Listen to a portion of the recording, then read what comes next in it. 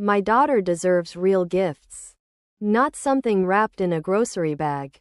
The words echoed through the silent ballroom as billionaire heiress Vanessa Beaumont ripped the small brown package from 8-year-old Elijah Carter's trembling hands. Every conversation stopped. Crystal glasses froze in midair. The live orchestra kept playing, but the warmth had vanished from the room. Elijah stared up at the elegant woman, too shocked to speak. His small fingers still reached toward the gift as if he could somehow take it back. I made it for Brielle, he whispered, his voice shaking. The wheels really turn. Vanessa barely looked at him. This party is for distinguished guests, she said coldly. Not for charity cases. She turned toward 2 security guards standing nearby. Please escort them out. Use the service entrance. The words hit Elijah harder than the freezing Chicago wind waiting outside. His mother, Angela Carter, stepped forward immediately. Ms. Beaumont, please, she said quietly, trying to protect her son from even greater embarrassment. He spent weeks making that gift. We didn't come here asking for anything. He only wanted to wish Brielle a happy birthday. Vanessa's expression never changed. I won't have tonight's celebration ruined. Around them, Chicago's wealthiest guests pretended not to notice. Some lowered their eyes. Others whispered. No one spoke. No one defended the little boy. The ballroom itself looked like something from a Hollywood movie. Towering crystal chandeliers reflected across polished marble floors. Fresh orchids covered every table. A live orchestra played classic Motown beneath golden lights. Celebrity athletes, television personalities, business leaders, judges, and politicians filled the room, celebrating the 10th birthday of Brielle Beaumont, the daughter of one of America's most powerful black billionaire families. Against all that luxury stood Elijah, wearing the nicest clothes his mother could afford after weeks of extra shifts. Holding a gift wrapped in nothing more than a carefully folded brown grocery bag tied with a faded red ribbon. Inside that package wasn't an expensive toy. It was a handmade wooden truck carved years earlier by Elijah's late father before cancer stole him from his family. After his father's death, Elijah had carefully repaired it himself, sanding every rough edge, painting every wheel, believing Brielle might treasure something made with love. To him, it was priceless. Angela had almost not brought him. She had worked as a housekeeper for the Beaumont family for 6 years and understood how different their world was from hers. But Brielle herself had smiled at Elijah a week earlier and said, I hope you come to my birthday. That single invitation gave Angela hope that maybe, just maybe, children could see one another differently than adults. She had been wrong. Vanessa looked down at the grocery bag as though it were something dirty. Without even opening it, she handed it to a nearby employee. Throw it away. Elijah's eyes filled with tears. My daddy made that, he whispered. The employee hesitated for just a second, then lowered his head and obeyed. The gift disappeared behind a kitchen door. Something inside Elijah broke with it. The security guards approached gently, almost apologetically. We're sorry, ma'am. Angela nodded without arguing. She refused to give Vanessa the satisfaction of saying her beg. She simply reached for Elijah's hand. It's okay, baby. But Elijah wasn't listening. His eyes remained fixed on the doorway where his father's last gift had vanished forever. The guards quietly led them away from the glittering ballroom. Not through the beautiful front entrance where honored guests arrived, but through the narrow service hallway used by kitchen staff and cleaners.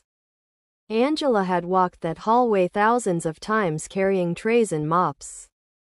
Tonight, she walked it carrying her son's broken heart. As the heavy metal door opened, icy Chicago wind rushed into the corridor. Snow drifted through the alley behind the mansion. The music stopped the moment the door slammed shut.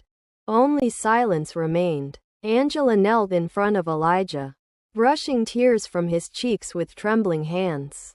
"I'm sorry," she whispered. "So sorry." Elijah looked up at her. His face was wet with tears. His voice was small, but filled with a determination no child should ever have to learn. "Mama, one day, I'm going to build a place where nobody gets sent out the back door. A place where every child belongs. No matter what they're wearing, or what kind of gift they bring." Angela wrapped him tightly in her arms. She kissed his forehead. "Promise me something." "What, Mama?" Quote, "When that day comes, don't become like them." Elijah slowly nodded. "I won't." Hand in hand, mother and son walked toward a city bus beneath the glowing Chicago skyline. Behind them stood the mansion that had rejected them. Ahead of them waited a future neither of them could yet imagine. 22 years later, the woman who threw him out would stand outside the front doors of the hotel he owned, praying someone inside would show her the kindness she had once refused to give. 22 years had passed since that night, but for Elijah Carter, it still felt like yesterday. The sound of crystal chandeliers, the cold look in Vanessa Beaumont's eyes, and the moment his father's handmade wooden truck was thrown away like trash. None of it ever left him. After that night, life did not become easier. At 17, Elijah lost his mother, Angela Carter, to cancer. On her hospital bed, weak but still smiling, she held his hand tightly and whispered, "Baby, service is never about status. It's about dignity. Make people feel seen, even when the world ignores them." Those were her last words. Elijah buried her in a quiet South Side cemetery and walked away with nothing but grief. And a promise he refused to break. He started working immediately. His first job was in the kitchen of a downtown Chicago hotel. He washed dishes in boiling water until his hands cracked and bled. Wealthy guests never saw him, but he saw everything. How they laughed, how they ignored workers, how easily they dismissed people like him. One night, a manager shouted at him for breaking a plate. A rich guest laughed. Elijah didn't argue. He simply picked up the shards and whispered to himself, "One day, no one will be treated like this again." He moved up to bellhop, carrying luggage through marble lobbies. He began doing something different. He learned names, not just VIPs. Everyone. Housekeepers, drivers, visitors. He made people feel remembered in a world that forgot them instantly. Some guests were rude. "Boy, don't stand so close to me." But Elijah always smiled, not because it didn't hurt, but because he remembered the back door of the Beaumont mansion. At night, he studied hospitality textbooks under a flickering desk lamp in a tiny apartment on the South Side. Sometimes he fell asleep hungry. Sometimes he worked 3 jobs just to pay rent. But he never stopped. That's when he met Mr. Wilkins, a retired black hotel concierge with silver hair and quiet authority. Wilkins noticed Elijah fixing a broken flower arrangement one morning before guests arrived. "You always fix things that don't pay you?" Wilkins asked. Elijah replied softly, "If I don't, who will?" Quote, that answer changed everything. Wilkins began mentoring him. He taught him something no textbook could. Luxury isn't marble floors. It's how you make a tired man feel like he matters. Those words stayed in Elijah forever. Years later, Elijah faced his first real breaking point. He applied for a loan to open a small boutique hotel. Rejected. Rejected again. And again. One banker even laughed. "Son, people like you don't build luxury hotels in Chicago." That night, Elijah sat on a cold bus bench holding his rejection letters. For the first time in years, he almost gave up. But then he remembered his mother's voice. Make people feel seen. He stood up the next morning and kept going. Slowly, something changed. A small group of South Side business owners began believing in him. A retired chef invested. A church community contributed. Even former co-workers from hotels donated small amounts. Not enough to be rich, but enough to try. Elijah found an abandoned historic hotel on Michigan Avenue. The Regal Arms. It was broken, half forgotten, and scheduled for demolition. To everyone else, it was worthless. To Elijah, it was destiny. He bought it. Construction nearly destroyed him. Costs doubled. Contractors quit. At one point, he had only 3 weeks of funds left. But instead of giving up, he worked alongside the staff, painting walls, fixing furniture, cleaning debris. People started joining him out of respect. He didn't act like a boss. He acted like family. Finally, the hotel reopened. The Carter Grand. On opening night, the lobby was filled with warm golden light, black art from local artists, live jazz from Chicago musicians, and staff trained to greet every guest by name. No one was invisible here. No one was just staff. Even housekeepers were introduced to guests with pride. The hotel went viral, not for luxury, but for humanity. Years passed. The Carter Grand became one of Chicago's most respected hotels, known for welcoming celebrities and single mothers with the same respect. One snowy evening, Elijah stood in the lobby watching guests arrive. A little black girl entered shyly with her mother, holding a cheap plastic suitcase. Elijah knelt down. "Welcome," he said gently. "You're exactly where you belong." The mother froze. Then tears filled her eyes, because she had never been spoken to like that in a place like this. Elijah smiled, but inside, something was still unfinished, because he never forgot that one night at the Beaumont mansion. The humiliation, the grocery bag gift, the back door, and somewhere in the freezing city outside that very hotel, a woman named Vanessa Beaumont was losing everything she once believed made her powerful. Vanessa Beaumont's empire, once a shining beacon of black excellence in Chicago, began to crumble slowly, then collapsed with devastating speed. For years she had ruled with an iron fist, prioritizing profit over people. She betrayed longtime business partners, squeezed employees for every possible dollar, and poured millions into flashy investments that promised quick returns but delivered disaster when markets shifted. Trusted executives she had mentored for decades embezzled funds and fled to other cities. Lawsuits from former employees and vendors piled up in Cook County courts. The IRS launched audits. Failed real estate deals in the loop and risky tech ventures drained her accounts. One by one, the powerful allies who once attended her lavish parties stopped returning calls. Invitations to galas and fundraisers dried up. The same Chicago elite who had celebrated her success now whispered about her downfall at the very events she used to host. By her early 60s, Vanessa had lost nearly everything. The magnificent Gold Coast mansion with its crystal chandeliers was foreclosed. Luxury cars were repossessed. Her daughter Brielle, now a successful attorney, had become estranged after years of her mother's controlling and emotionally cold behavior. "You taught me money was everything, Mom," Brielle had said during their final argument. "But it cost us everything that mattered." Vanessa moved into a small apartment on the north side, surviving on dwindling savings and whatever odd jobs she could find. She cleaned offices at night, worked holiday retail shifts, and swallowed her pride daily. The once feared billionaire heiress now stood in line at food pantries, hoping no one would recognize her. Chicago winters hit harder than ever on an aging body that had grown accustomed to chauffeurs and heated marble floors. One brutal December evening, snow swirling under streetlights, Vanessa found herself sitting on a cold bench outside the glowing entrance of the Regal Arms Hotel. Hunger gnawed at her stomach. Exhaustion weighed on her shoulders. Her once elegant coat was now threadbare, and her designer boots were scuffed from years of wear.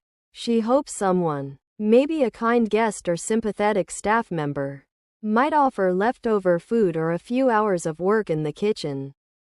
She had heard rumors about this particular hotel. People said it treated everyone with real dignity, regardless of status. The warm golden light spilling from the grand lobby looked like heaven compared to the freezing night. Laughter and soft piano music drifted out into the street. Families and couples entered through the grand doors, greeted with genuine smiles. Vanessa pulled her coat tighter, tears freezing on her lashes. Memories flooded back uninvited. The night she had snatched that brown grocery bag from a little boy's hands. The look of heartbreak on his face. The way she had ordered him and his mother thrown out like trash. She had justified it at the time as protecting her image and her daughter's perfect celebration.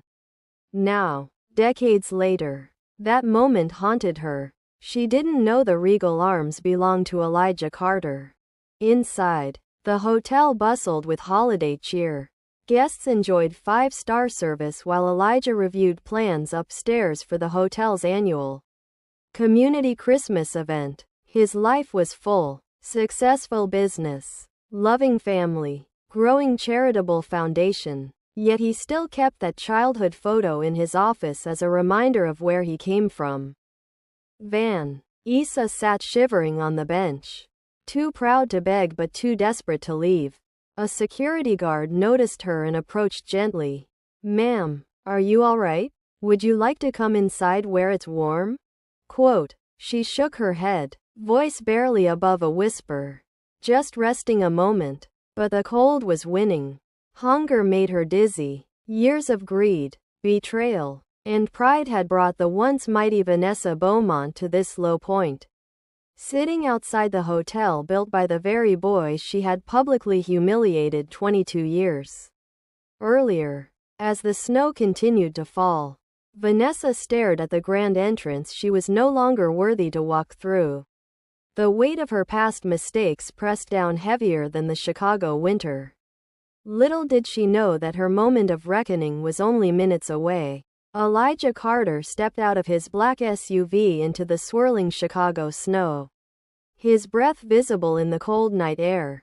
He greeted the doorman with a warm handshake and a few kind words, as he always did. As he approached the grand entrance of the Regal Arms, something caught his eye. A lone figure huddled on the bench just outside the glowing lights. Something familiar about the woman's posture made him pause. He walked closer. Their eyes met under the golden illumination spilling from the lobby. Time seemed to stop. Vanessa Beaumont looked up, and recognition slammed into her like a freight train. The tall, confident man in the tailored wool coat with kind but strong features was that little boy. Elijah Carter, the child she had humiliated in front of Chicago's elite 22 years ago. Her heart sank. Employees nearby tensed, assuming their boss would signal security to remove the disheveled woman from the property. Instead, Elijah extended his hand with quiet dignity. "Ms. Vanessa," he said softly, his voice steady and warm. "Please, come inside where it's warm." Vanessa hesitated, shame flooding her face. But the cold and hunger left her no choice. She took his hand. Elijah personally escorted her through the hotel's grand front entrance, the very doors he and his mother had once been denied. Crystal chandeliers sparkled overhead. Soft jazz piano music filled the elegant lobby. Guests smiled as they passed, completely unaware of the historic moment unfolding. Inside, Vanessa's weary eyes landed on a large, beautifully framed portrait on the wall. Elijah Carter, founder and visionary of the Regal Arms. The truth crashed over her completely. This magnificent hotel belonged to the boys she had cast out like garbage. Tears streamed down her face as years of regret finally broke through her pride. She collapsed into a nearby velvet chair, sobbing openly in front of strangers. "I'm so sorry," she whispered, her voice cracking with raw emotion. "That night, I was cruel and heartless. I thought my wealth made me better than you and your mother. I was wrong. Losing everything taught me what true dignity really means. I see you now, Elijah. What you built from nothing. What I tried to destroy in you as a child. The lobby fell quiet. Employees watched in stunned silence. No one had ever seen anything like this. Elijah stood calmly, emotions swirling inside, old pain from childhood, but also a deep, hard-earned peace. He placed a gentle hand on her shoulder. You don't have to apologize for my growth, Ms. Vanessa. That painful night shaped me into the man I am today. I'm glad you're here. Everyone belongs. He helped her up with care and guided her to a quiet corner table in the hotel restaurant. Staff moved quickly without being asked, bringing warm tea, hot soup, fresh bread, and a comforting meal. Vanessa cried harder as she ate. Years of regret, loneliness, and humbled pride pouring out. For the first time in decades, she felt truly seen, not as a fallen billionaire, but as a broken woman receiving undeserved grace. Elijah sat with her, listening quietly as she shared pieces of her painful journey. He spoke little about himself, focusing instead on her dignity in this moment. The little boy who once left in tears through the servant's entrance now offered healing through the front door. News of the encounter spread quietly among the staff, but Elijah asked for privacy and respect. This was not about public spectacle. It was about humanity. As the snow continued falling outside, Vanessa looked at the man before her with new eyes. The power of forgiveness and resilience in Elijah Carter moved her deeply. In that warm, elegant space, a powerful reunion unfolded, one built not on revenge, but on the very values Elijah had lived by since he was 8 years old. The circle was closing. Healing had begun. Instead of revenge, Elijah Carter chose something far more powerful: radical kindness and redemption. He arranged for Vanessa a warm, nourishing meal that evening and offered her temporary housing in one of the hotel's comfortable staff suites. More importantly, he gave her meaningful work through his growing Every Child Belongs charitable foundation.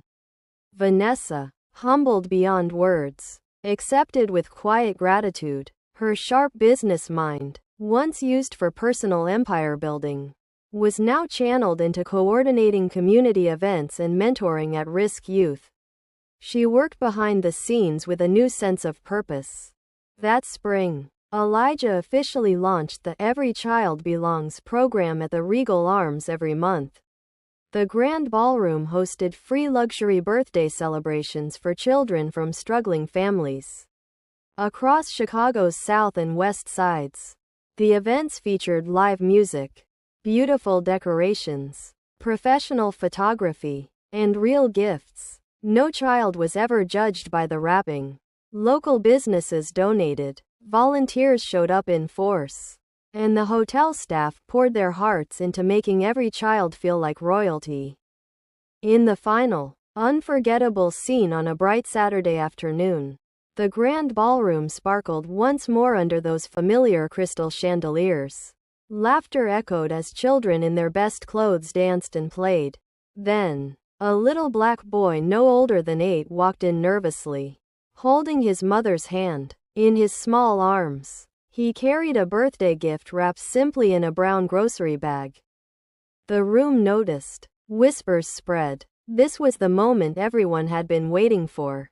Elijah, now in his 30s with strong features, kind eyes, and the quiet confidence of a man who had overcome much, walked over and knelt down to the boy's level.